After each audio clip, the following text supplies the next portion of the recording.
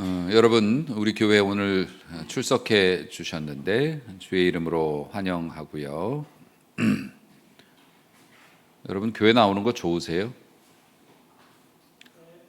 예. 교회를 나오고 싶지 않을 때가 혹시 있지 않으세요? 그걸 또 왜 물어보냐? 당연히 나오기 싫을 때도 있지. 교회를 다니는 게 익숙해지지 않죠. 그러니까 우리가 매주 교회를 나오지만은 교회를 막 너무 사모하고 기다려져 가지고서 이렇게 교회를 나오기보다는 또 의무감도 있고 또 내가 해야 할 일도 있고 그래서 교회를 나오시는 분들도 계실 거라고 생각을 합니다. 그 중에 하나가 또 저이고요. 저도 오늘은 조금 쉬고 싶다 그런 날도 있을 수도 있지 않습니까? 그런데 하나님께서 목회자로 세우셨기 때문에 제가 나가서 감당해야 될 몫이 있으니까 열심히 하려고 노력을 하는 거죠.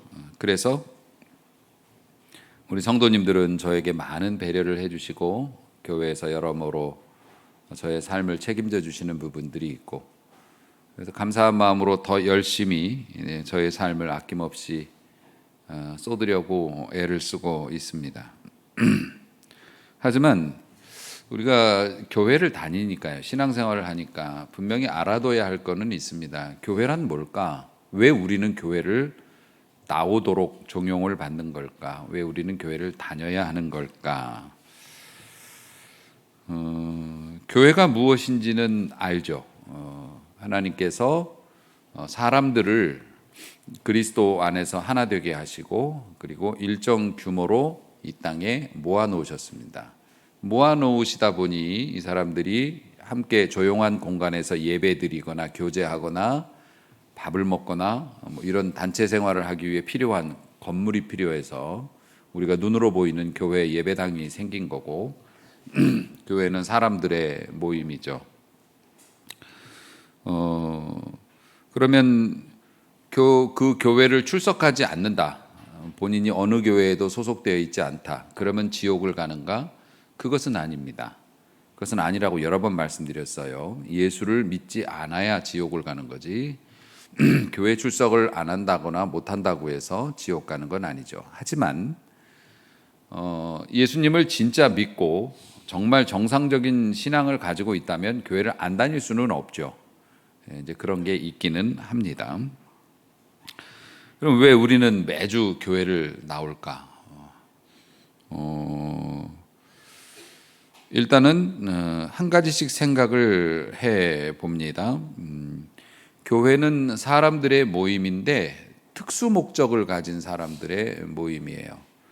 그러니까 교회의 정체성이라고 하죠. 교회는 어떤 곳인지 목적을 가진 모임이라는 말입니다. 세상에도 여러 모임이 있습니다. 사람들이 모이는 모임이 있고 그 모임은 그 모임대로의 목적을 가지고 있죠. 교회 모임의 목적은 뭐냐? 우리가 교회 안에서 활동하고 교회 안에서 예배도 드리고 봉사도 하고 밥도 먹고 하지 않습니까? 그런 모습을 통해서 하나님께 영광을 돌린다. 또 하나, 하나님께 영광을 돌리는 또 하나의 방법으로서 교회는 세상을 향해서 우리 하나님께서 원하시는 일들을 우리 교회가 감당함으로 문자 그대로 그리스도의 손과 발이 되는 역할을 한다. 그러니까 세상에 잃어버린 영혼들을 위해서 무언가를 해야 하는데 그것을 교회가 감당하고 있다는 말입니다. 사람이 혼자서 할 수 있는 일이 있고 혼자서 할 수 없는 일이 있고 그렇습니다. 그리고 여럿이 모이면 재정적으로나 또 여러 면에서 효과적으로 일을 수행할 수 있죠. 그래서 하나님께서 사람들을 모아서 교회라는 이름으로 묶어주셨다는 겁니다. 우리 교회도 마찬가지고요. 그렇기 때문에 분명한 것은 이 땅의 교회는 성령의 사역을 통해서 하나님께서 친히 만드신 것이기 때문에 교회 무용론, 사람들이 모여가지고 교회라고 이렇게 해놓고 맨날 싸우고 뭐 이상한 말들이나 했었고 그러니까 교회는 필요 없어. 교회 무용론은 성경적이지 않다. 교회는 하나님께서 친히 세우신 기관이시기 때문에 이 땅이 존재하는 한 교회는 항상 있을 것이고, 그러면 우리가 교회에 다녀야 되는가? 그거는 하나님의 뜻이기 때문에 다니는 게 맞긴 합니다. 왜냐하면 교회는 사람으로 구성되어 있기 때문에 사람이 없으면 교회가 아닌 거지 않습니까? 그렇기 때문에 다니는 게 맞아요. 그래서 그 히브리서 같은 경우에도 10장 24절을 보면 교회 안에 우리가 교회에 다니는 거를 어떤 모습으로 다녀야 되는지에 대해서 설명을 아주 명확하게 해주셔요. 서로 돌아보아. 그러니까 교회는 성도들끼리 서로 봐주는 겁니다. 사랑과 선행을 격려하고, 나도 하고 저 사람도 할 수 있게 도와주고 서로를 붙잡아주고, 이게 교회고요. 또 하나, 모이기를 패하는 어떤 사람들의 습관과 같이 하지 말고, 다시 말해서 세상은, 그리고 세속적인 가치관, 신앙의 사람에게도 세속적인 가치관이 있지 않습니까? 교회는 효율적이지 못하다. 교회는 돈과 시간을 낭비한다. 교회 가서 뭔 얻을 거는 없고 우리가 쓸 것만 있다. 그러니까 교회는 무용하다. 그런 사람들이 모이는 거를 패해요. 자꾸 모이지 않으려고 하죠.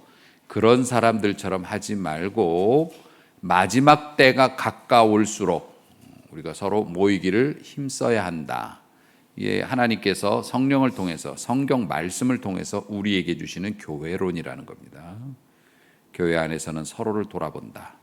사랑과 선행을 본보이기도 하고 또 못하는 사람들에게 잘하자고 격려하기로 한다. 이게 이제 교제죠. 그리고 모이기를 패하는 그런 세속적인 사람들의 방식을 따르지 말고 말세가 가까울수록 우리가 하나님 앞에서 더욱더 그렇게 그날이 가까움이 확인될수록 더욱더 모이기를 힘써야 한다.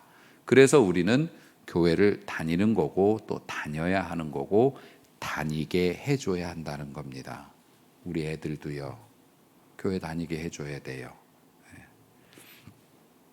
그런 상상을 해봅니다. 성경에 나와 있는 건 아니지만 저는 상상력이 풍부한 목사여서 어떤 사람이 밑을 모르는 절벽에서 떨어졌습니다. 그럼 여러분들 어떻게 하시겠어요? 끔찍한 얘기죠. 비명을 지를 겁니다. 그런데 이 절벽이 너무 높아서 5분이 됐는데도 바닥에 안 떨어져요. 그럼 어떻게 해요? 5분 동안 계속 비명을 지를 수 없잖아. 힘든데 우리도. 1시간이 지나도 바닥에 떨어지지 않아요. 그러니까 그때부터는 자기를 좀 돌볼 여유가 생겼어요. 가르마가 너무 이쪽으로 타지는 거 아니야? 그러면서 하루가 지나도 바닥에 도착하지 않아요. 그러다 보니 옆에 떨어지는 다른 사람도 보여요. 1년이 지나도 바닥에 떨어지질 않아요. 이제 적응됐어요. 그래서 자기들끼리 뭐 이렇게 만나기도 하고 그래요. 그런데 운명은 뭡니까? 바닥은 있다. 언젠간 바닥에 떨어지게 될 것이다. 그게 우리의 운명이죠. 그러니까 우리는 죽음이 예정되어 있는, 떨어지고 있는 상황이고, 우리는 그 속에서 우리에게 주어진 시간 속에서 여러 가지 일들을 감당하며 우리의 꿈을 꾸지만 결국 누군가는, 요즘도 우리 교회에서 소천하시는 분들이 계십니다마는 예외 없이 그 바닥에 닿는 날이 올 것이다. 그런데 우리 주님께서, 하나님께서 그 지옥의 불 속으로 떨어지는 것을 막으시기 위해서 그리스도를 통해서 생명의 길을 열어주시고 그 사람들이 마지막 죽음의 순간에 다른 곳으로, 하나님의 영원한 천국으로. 물론 사람이 이렇게 떨어지다 갑자기 이렇게 되면 힘들겠죠. 그게 우리가 죽으면서 겪는 고통이에요. 그런 고통을 겪지만 우리의 목적지는 달라진다. 예수께서 우리를 인도하시기 때문에. 이게 이제 신앙적인, 나이가 60이 이제 넘었는데 상상력도 풍부하죠. 근데 우리 인생이 그렇다는 말입니다. 그러니까 그 속에서 우리는 사랑하고 헤어지고 신앙생활을 하고 그렇게 살아가고 있고 그 한 페이지를 오늘 우리가 함께 이렇게 쓰고 있다고 하는 겁니다. 결국 결론적으로 신앙생활을 혼자 해도, 교회를 안 다니면서 혼자 해도 천국 갈 수는 있지요. 하지만 신앙생활을 공동체 안에, 교회 안에 들어와서 했을 때 유익이 뭐냐면은 이제 같이 갈 수 있다는 거. 그렇기 때문에 내가 쓰러졌을 때 누군가 나를 일으켜 줄 수 있고, 또 다른 사람이 쓰러지면 내가 일으켜 주는 사명을 감당하면서, 그리고 길을 잃지 않고, 여럿이 함께 가니까 길을 잃지 않고 함께 갈 수 있다라고 하는 것들이 있고, 그리고 교회가 단순히 어떤 목적지를 향해서 여행만 하는 그룹이 아니지 않습니까? 천국이라고 하는 곳을 여행하면서 우리가 지나는 모든 곳들을 어떻게 해요? 꽃도 심고 열매도 심어주고 가꿔야죠. 그래서 우리가 살아가는 날들, 우리가 지나가는 그 길들이 우리로 인해서 하나님의 은혜가, 축복이 꽃 피어나고 우리 뒤를 따르는 우리의 자손들과 또 우리의 사랑하는 이들이 그것을 누리는 거죠. 우리는 그런 역사를 써 나가고 있기 때문에 사람은 그가 온전한 그리스도인이라면 교회를 다니는 것이 맞다. 그리고 이 교회를, 우리 교회뿐만 아니라 이 땅의 이 지상 교회를 세우고 온전하기 위해서 자신의 생명을 드린 사람들이 있는데, 오늘 사도 바울이 바로 그 사람 중에 이제 유명한 사람이겠죠. 가장 유명한 사람이라고 볼 것입니다. 바울이, 우리가 몇 주에 걸쳐서 이 말씀을 보았습니다마는, 바울이 예루살렘에 올라가면 핍박과 죽음이 기다린다는 성령의 암시를 받고도 그는 마음을 정하고 예루살렘으로 기어이 올라갔죠. 만류를 무릅쓰고. 아니나 달라 거기에서 사람들에게 집단 폭행을 당하고 있을 때 폭동이 일어난 줄 알고 로마 군인들이 와서 바울을 잡아갑니다.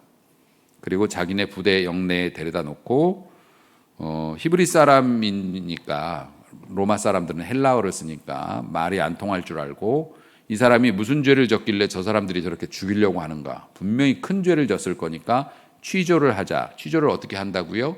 일단 때리면서 시작을 하는 거죠. 일단 몇 대 좀 맞자. 그러면서 채찍, 흉악한 채찍으로 매질을 하려고 묶고 있는 와중에 바울이 자기가 로마 시민권자임을 밝히죠. 그래서 로마 군인들이 다 두려워서 뒤로 물러섰고, 최고 책임자였던 천부장이 와서 바울과 대화를 한 후에 바울을 풀어줍니다. 석방을 시켜준 건 아니고 로마 군 부대 막사 안에 머물게 하면서 고민하다가, 그러면 산헤드린 공회에 세워줄 테니까 거기에서 네가 변증을 하고, 그 사람들도 유대인들이 이제 지도자들이 섞여 있고 뭐 그러니까요, 제사장도 와 있고 그러니까 거기서 네가 얘기를 해서 풀려나면 풀어줄 거고 뭐 그 나중에 보자. 산헤드린 공회에서 바울이 다른 얘기를 안 하고 복음을 전했단 말입니다. 그랬더니 난리가 났습니다. 왜냐하면 바울이 교묘하게 천사와 죽은 자의 부활에 관해서 증거하면서 바리새인과 사두개인에게 쌈을 붙였거든요. 바리새인은 천사도 믿고 죽은 자의 부활도 믿지만 사두개인은 안 믿어요. 그러니까 바리새인과 사두개인들이 바울을 제쳐두고 자기들끼리 막 싸우니까 난리가 났습니다. 그래서 바울을 천부장이 도로 데리고 오죠.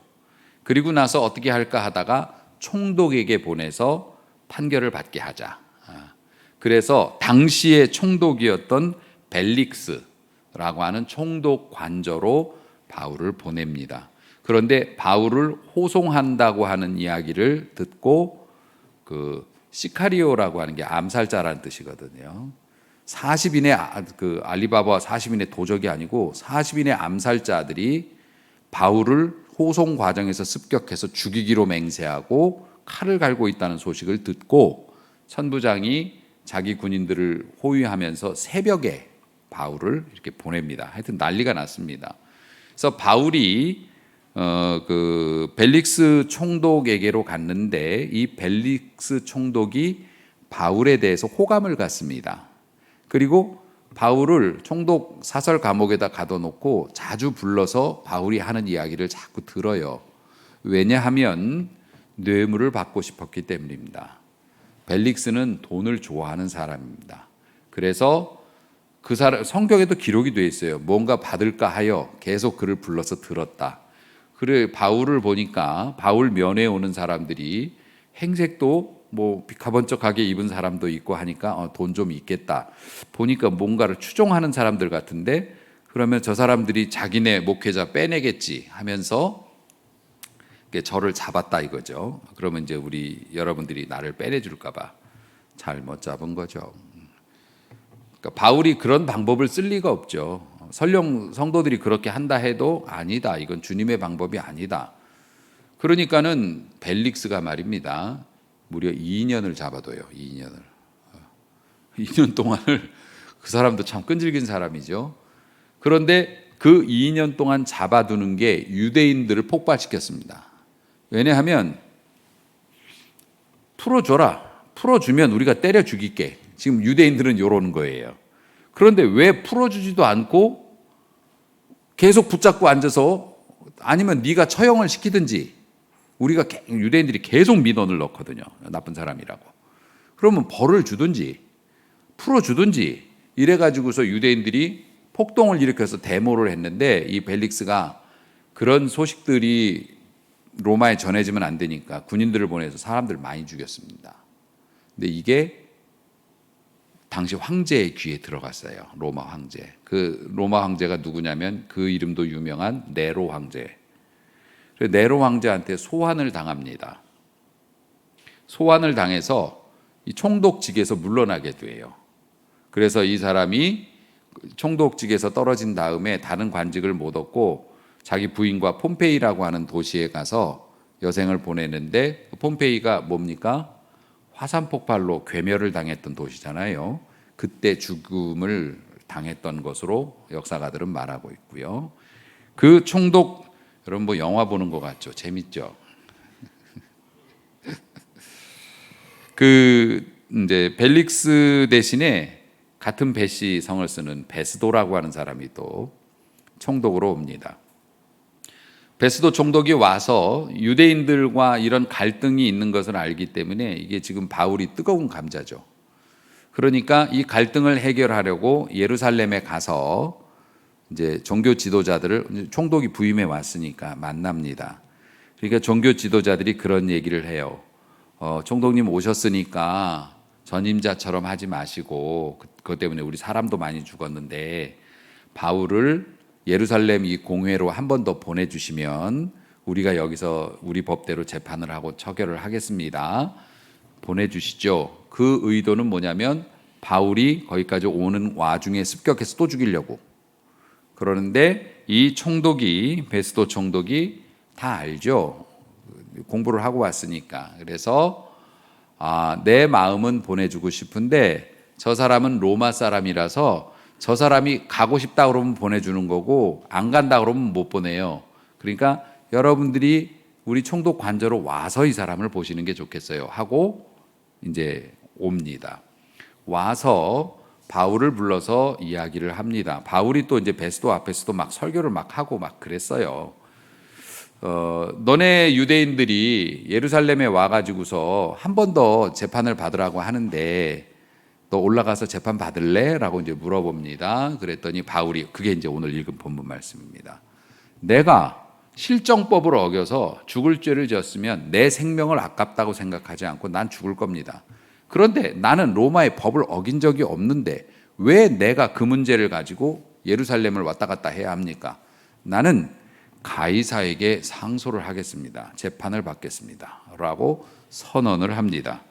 오늘 본문에 나와 있듯이 이 베스도가 배석자들, 자기 부하들과 수근수근 의논을 하고 와서 선언을 합니다. 네가 가이사에게 상소를 했으니까 가이사 앞에 서게 될 것이다. 근데 참 껄끄러운 일이었죠. 로마 시민권자들은 황제에게 직접 재판을 받겠다고 하면 그 사람이 지구 어디에 있든지 간에 살아있는 채로 데려다 놔야 돼요. 그러니까 이제 군인들 책임이란 말입니다. 이 지중해를 건너가야 된다고요. 그래서 이게 험난한 몇 개월이 걸리는 험난한 이제 일정이고 군인들이 호송을 해서 데려다 줘야 되기 때문에 그렇지만 어떡합니까? 로마 시민권자가 시민권의 행사를 권리를 행사한다고 했는데 안 들어주면 또 큰일 나니까 그러면서 너는 그러면 로마로 가게 될 것이다. 이렇게까지가 오늘 본문의 말씀이었습니다. 자, 이 베스도라는 사람이 누굽니까? 베스도를 총독으로 보낸 사람이 네로 황제입니다. 그리고 바울이 네로 황제가 어떤 사람인지를 모른 게 아니죠. 유명했으니까요. 그런데 알면서도 네로한테 재판받겠다고 해요. 근데 당시에 네로가 무슨 일을 했습니까? 이 사람이 광기가 있었지 않습니까? 우리가 영화 같은 걸로 많이 봤잖아요. 그래서 자기가 정치하는데 정치를 잘못해갖고 나라가 어려워지고 백성들이 힘들어지고 막 불만이 솟구치고 여러 가지 안 풀리는 일들이 있으니까 화도 나는 데다가 백성들의 마음을 다른 데로 돌리기 위해서 대형 사건을 터뜨립니다. 로마에다가 시내에다 불을 질러요. 그리고 로마 시내가 다닥다닥 집들이 붙어 있었기 때문에 불타오르는 것을 보면서 만찬을 즐겼어요. 건배 이러면 이게 미친 사람이죠. 자기가 다스리는 나라에. 그래놓고 사람들한테 뭐라고 얘기합니까? 기독교인들이 불을 질렀다.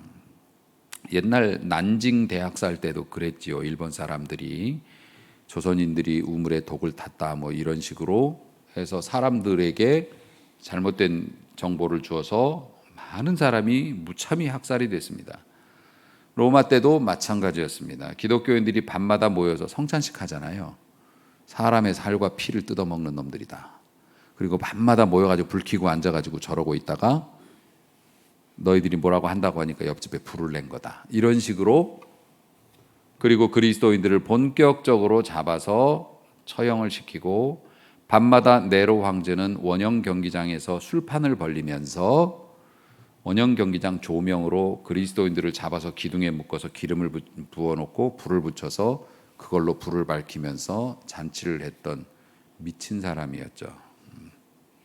그 정도로 기독교인과 기독교에 대해서 악랄한 악감정을 가졌던 네로한테 재판을 받으러 가겠다고 항소를 하는 겁니다. 바울이. 그러니까 이런 것들을 바라보면서 우리는 고민했었죠.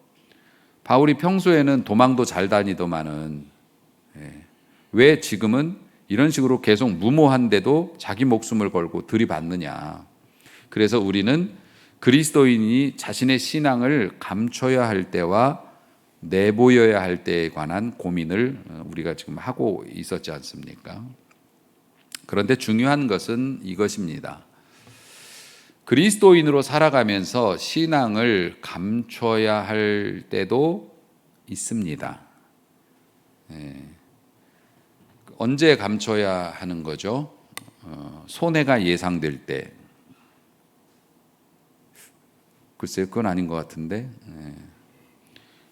그 본인이, 그러니까 제가 이런 말씀을 드리는 건 조금 좀 죄송하긴 한데 어떤 목사님은 자기가 그렇게 목사님이라고 하고 다니셔요. 시골에서 목회하시던 분인데 의정부에서 목회하시던 분인데 그렇게 목사님이라고 사람마다 나 어느 교회 목사라고 그러면서 보니까 교회에 있는데 좀 싸게 해주시면 안 되냐고 목사인데 그래요. 듣기만 해도 없어 보이지 않습니까? 여러분들 제 설교 듣고 있습니까? 예.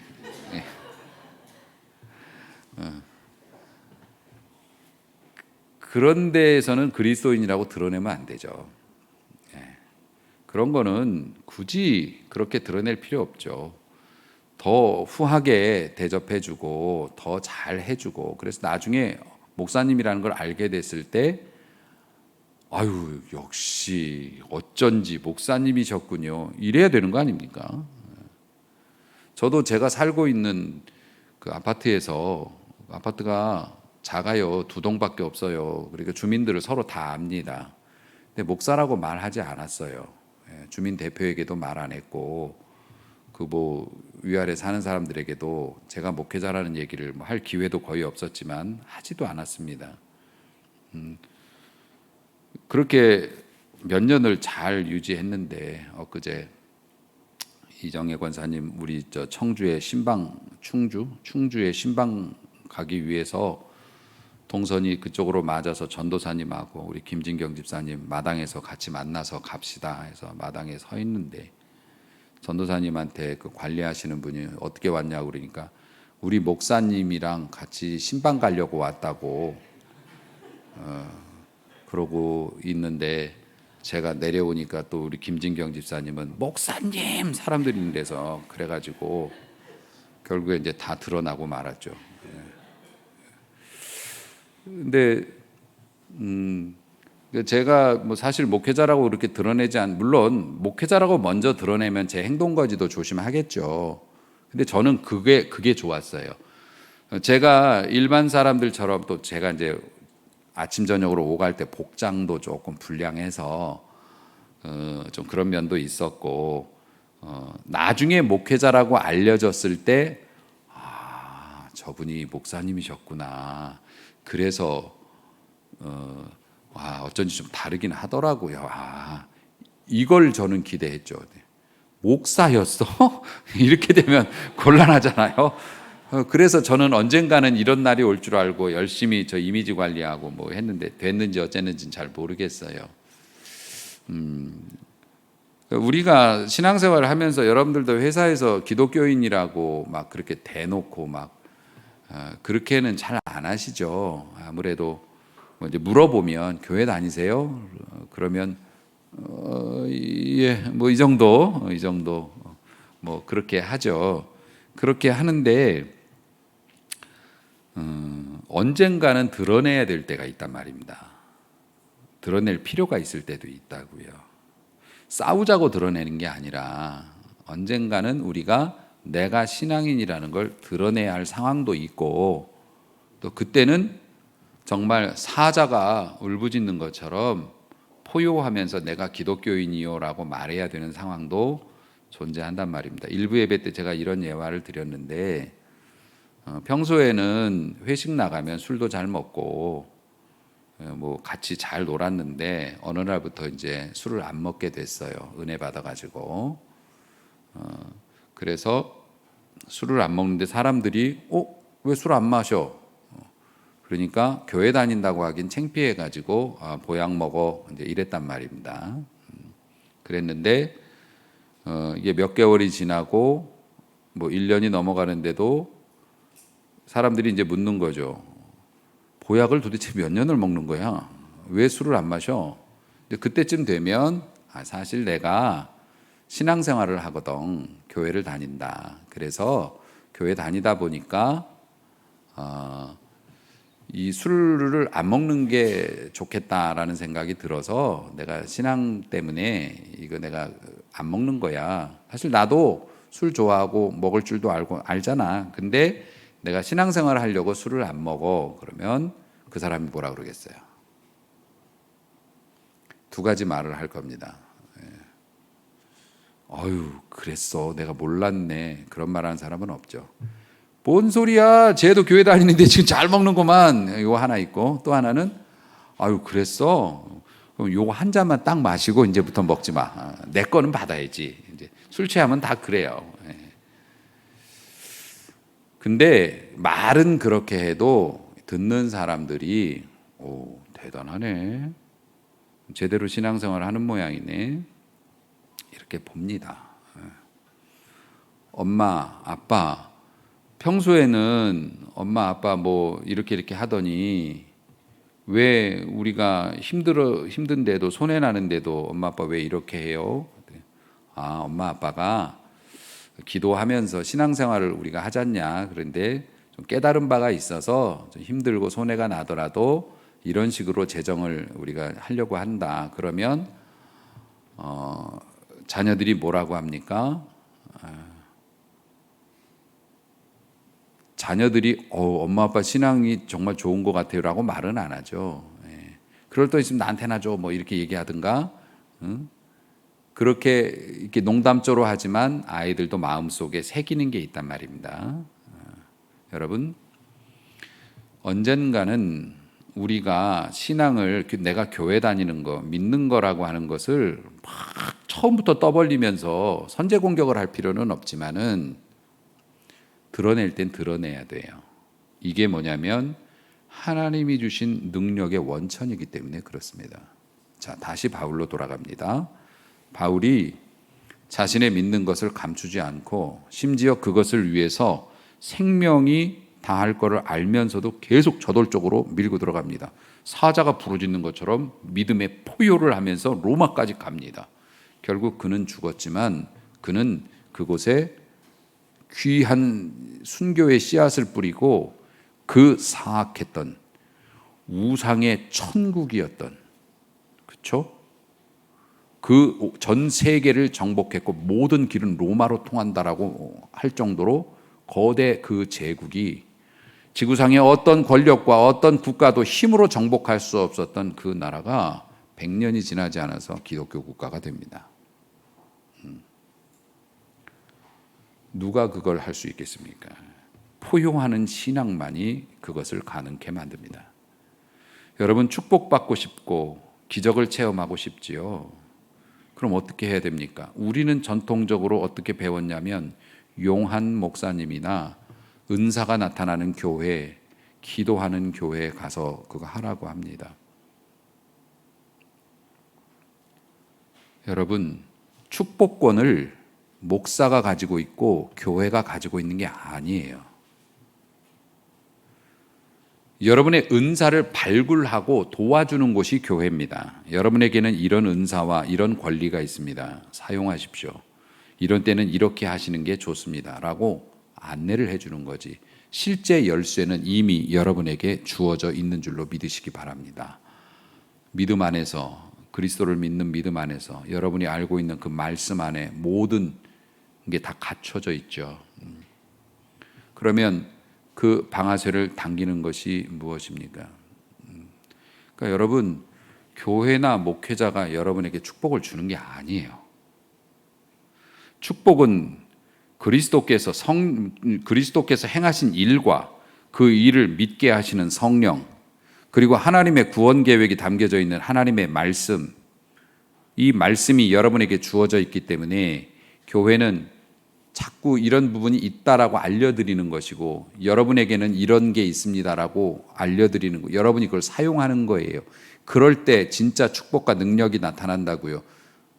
관념적으로 간신히 교회만 다니는 신앙이 아니라 나 때문에 변화된다고요. 자식이 변화되고 변하지 않을 것 같은 남편과 아내가 변화되고 그 완고한 쇠고집이었던 부모님이 변화되고 내 환경이 변화되고 죽을 사람이 살고요. 여러분, 망할 사람이 일어나는 놀라운 실질적인 역사가 여러분 안에 그 열쇠가 다 있다고요.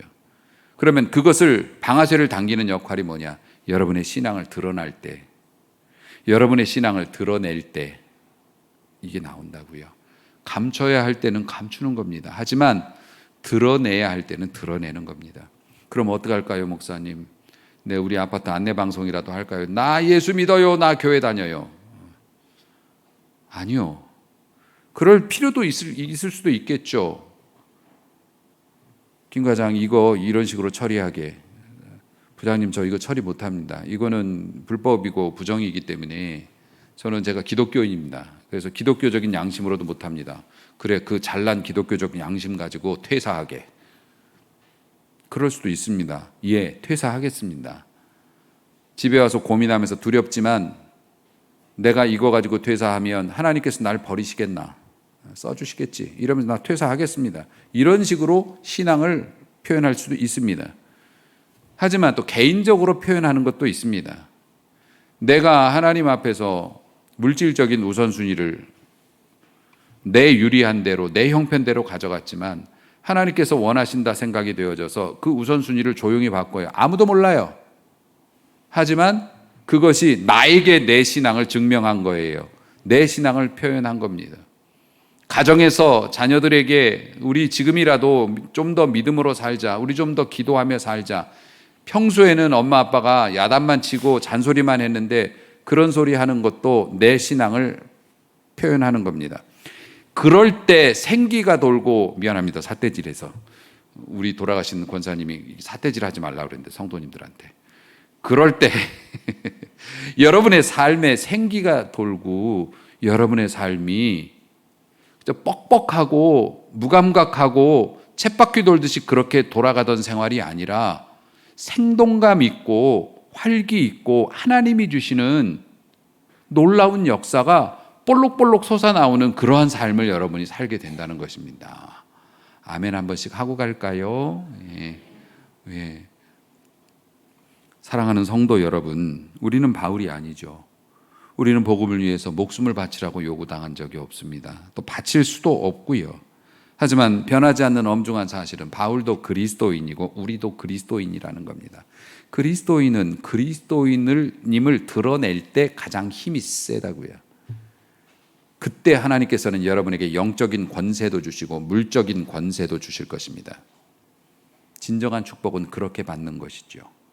맨날 높은 곳에 있는 신령하다는 목사님 찾아다니면서 그 말씀 들으면서 따라도 안 할 거면서 고개만 끄덕이면서 관념적인 신앙을 하는 게 아니라 살아 역사하고 움직이고 넘어져도 다시 한번 일어나서 씩씩거리면서 주님을 따라가겠노라고 미숙하지만 그걸 붙잡으려고 애쓰는 그런 모습 속에서 능력이 나오는 거고 평안이 나오는 거고 권세가 나타난다 하는 것.